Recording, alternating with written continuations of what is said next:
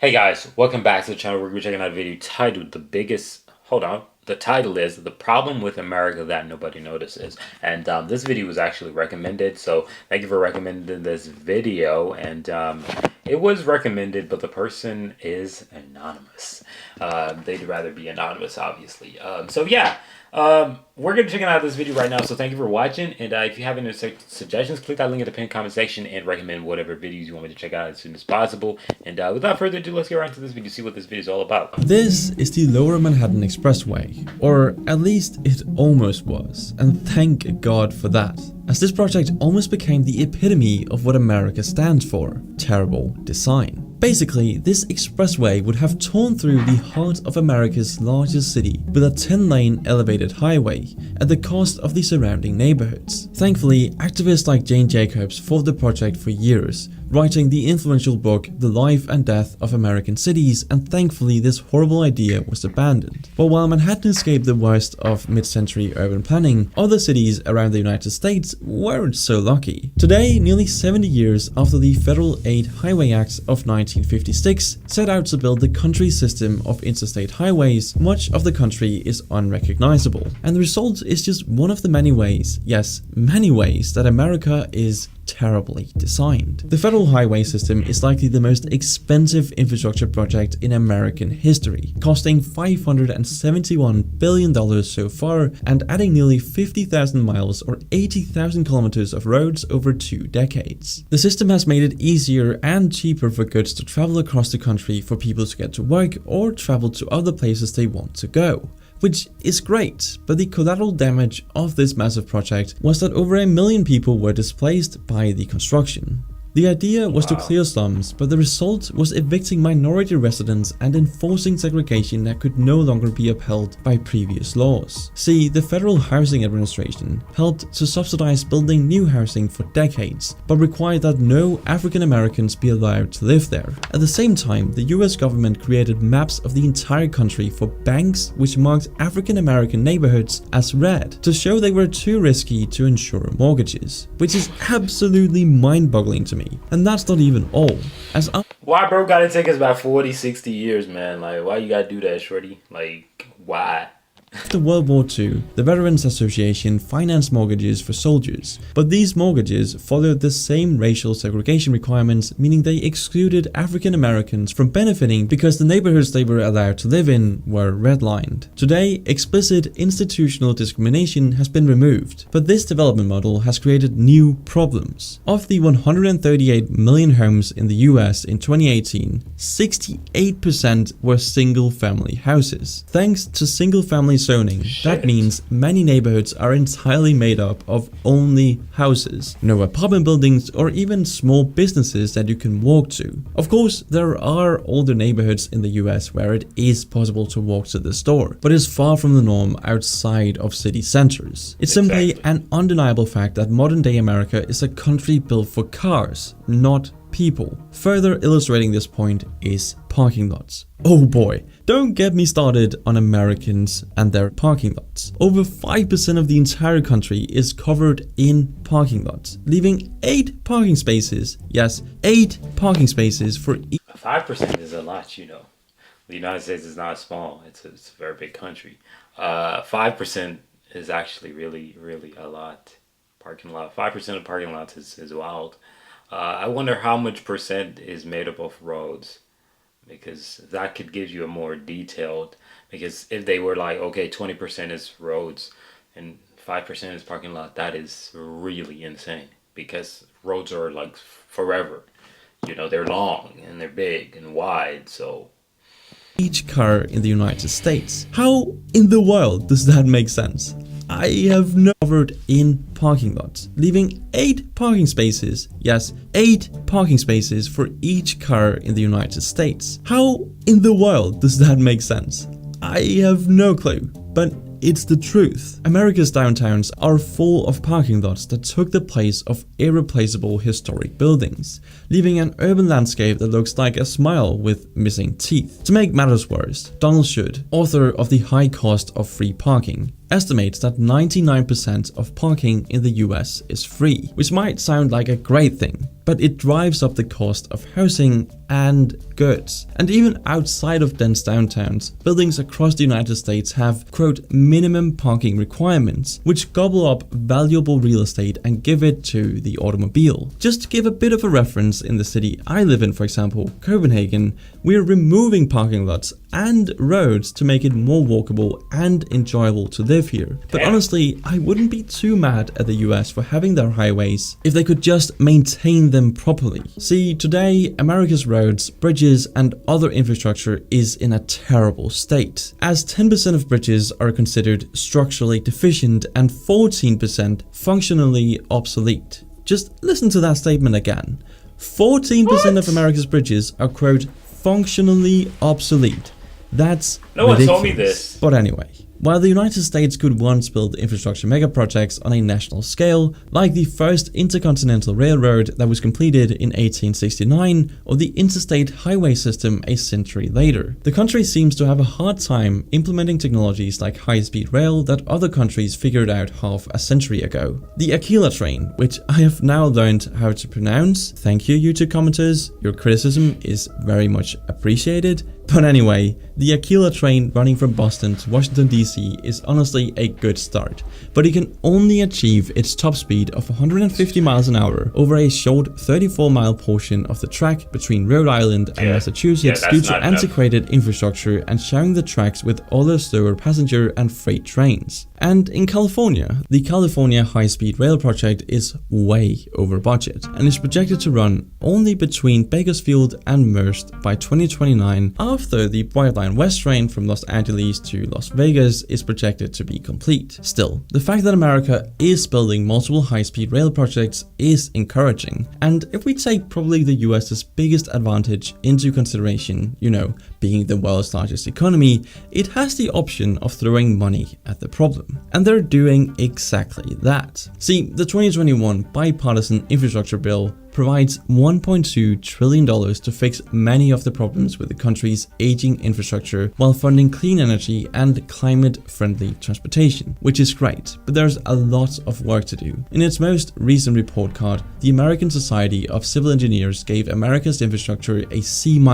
and transit got a D-, which is not surprising when you consider 45% of Americans have zero access to transit and only 14 American cities have a metro system. What's telling is that in Los Angeles, America's second largest city, only 6% of residents use public transport. The craziest thing, however, is that it hasn't always been this way. Before World War II... But it's the truth. Like, the reality is, I don't want to seem as if I don't have any faith at all, but I just don't know public transportations will ever, you know, be used more than what it is already being used, because the reality is, for a guy who has traveled public transportation quite some time, because I preferred that because it was cheaper, the experiences that you would have on public transportations were very discouraging.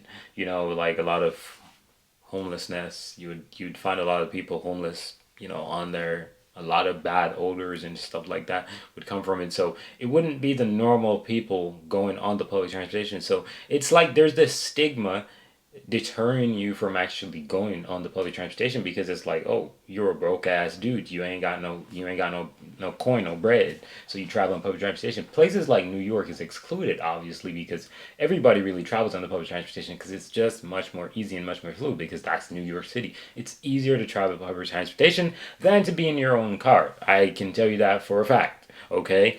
But on the other hand, in other cities, like he just mentioned, like 14 cities that has it, right? Not, you get the point that I'm making, right? So what I'm saying is simply this: public transportation has a bad stigma and people just won't use it, you know, for a long time until that stigma is changed, you know. But yeah, the stigma is really bad. Unlike in Europe, the stigma for public transportation is not bad in Europe. I've used public transportation in Europe before, and it was not bad. There wasn't anyone on there who just would you be like, oh yeah, I would not want to be on here because of this.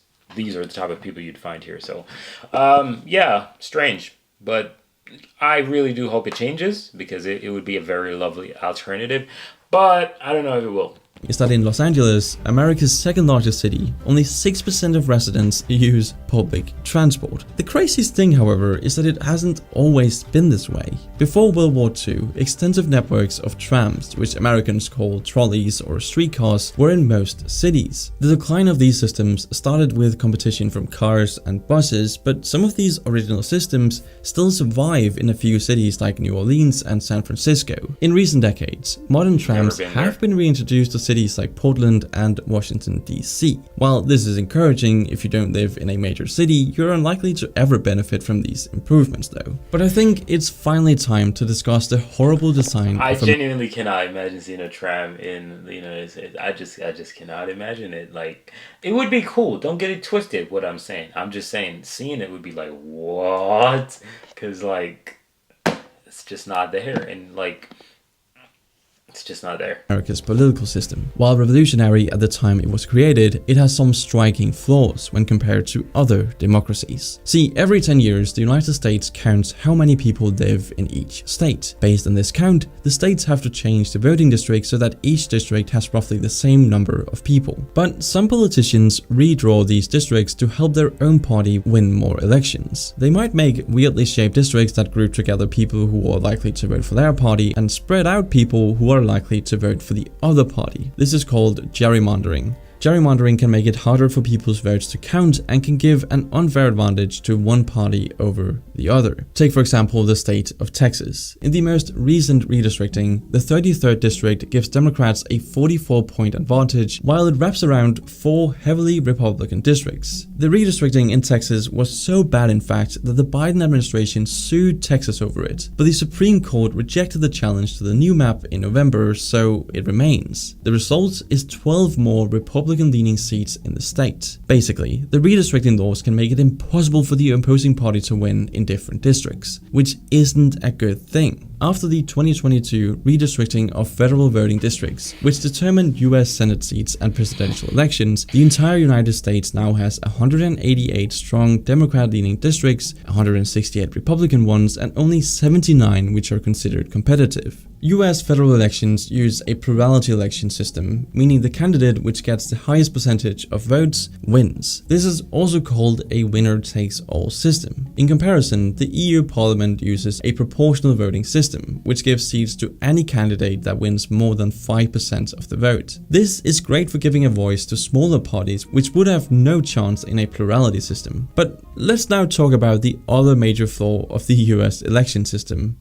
Yes, the Electoral College. Basically, the president isn't directly elected by the people, but by a group of representatives called the Electoral College. When America's democracy was first founded, the idea was a compromise between letting Congress or the people choose the president. But it seems insane to use this weird proxy when you could just let citizens directly choose their leader instead. The consequences of keeping this system are real. Donald Trump had nearly 3 million votes less than Hillary Clinton in 2016, but was able to win because he had 74 more electoral votes. Another thing that doesn't really make sense to me is how the US has structured their education system. While things like healthcare, safety, and education are seen as human rights in other countries, Americans have to pay up. The cost of a university education at a public university has grown 175% over 20 years, drowning young— Don't mention the ones in the flipping private ones, bro.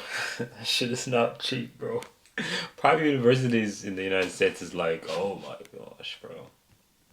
People in debt that they could have used for maybe a home if they lived in a country with cheaper education. The average in-state university cost $10,200 per year for a 4-year bachelor's program. But depending on the state and whether you're at a private or a public university, the cost can be as much as $50,000 per year. On the other hand, German students pay around 250 euros per semester in administrative fees, although private universities can have American-style price tags. And in Denmark, you get paid around $1,000 per month just to study. But back to the US. Another thing I don't really get about the US's design is their state structure. Because even though all states technically fall under the same country, well, they do, there is a stark divide between states in terms of the level of development and standard of living. For example, Well, Connecticut, the wealthiest state, and Mississippi, the poorest, have major gaps in life expectancy, college attainment, income, and other factors. To put that into perspective, Connecticut, a state of 3.6 million people, has a GDP per capita of $89,301 in Q3 of 2022, close to Norway's $88,750. Mississippi, with 2.9 million people, had a per capita GDP of $47,500, which is slightly below Germany's. Both would be considered wealthy countries, but Connecticut is nearly twice as well off. In a country as large as the United States, each state is like a country in itself with its own unique laws. What's bizarre to me as a foreigner is that laws can vary from one state to another. If you drive across the river from East St. Louis, Illinois to St. Louis, Missouri, suddenly it's illegal to turn right on a red light. Like, Well, why would you have different... I mean,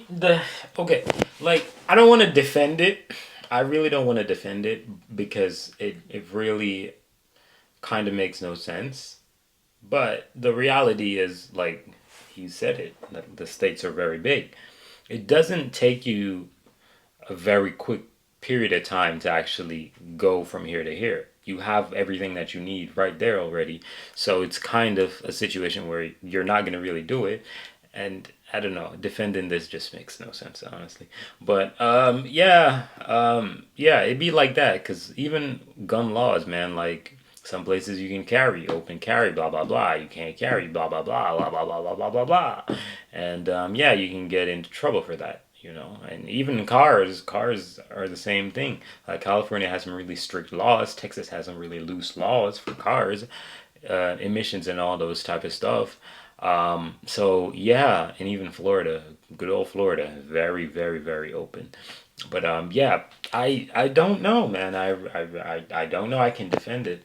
traffic laws in different states. Doesn't that just unnecessarily confuse things, or is that just me? I mean, another great example is that you can legally possess cannabis in Bristol, Virginia, but if you literally just cross the street to Bristol, Tennessee, it's illegal. And tax loopholes exist too, because in Tennessee you don't pay state income tax, and in Delaware you don't pay sales tax. It's honestly baffling to me how this can be possible within the same country. This isn't to say that America is a terrible place to live, or even that it's a bad place. This is just a snapshot of the current situation that they're in right now, and also just my opinions. Although Yeah, I do get it. For me with the state tax thing and the sales tax, I like it the way how it is, honestly, because like I don't know, I don't want to talk on it. I don't want to talk on it, but no, I do like it like that. I honestly do, you know, because it kind of just feels different. Like when you go to somewhere else, it feels a little bit different, I guess. But I don't know, man. Like I really don't know. I don't know. I have a problem with it. But I don't know I can defend it and be like, oh yeah, this is something that should be changed or shouldn't be changed. I don't know. I just can't choose a side. But what I will say is, yeah, it is definitely something that is confusing. You know, why is it like that in the first place? But yeah, each state has their own representative and they have their own policies and leaders. So, you know, shit's different there. So, yeah, that's just how that goes. But either way, man, thank you guys for watching this video. I'm out of here. Peace.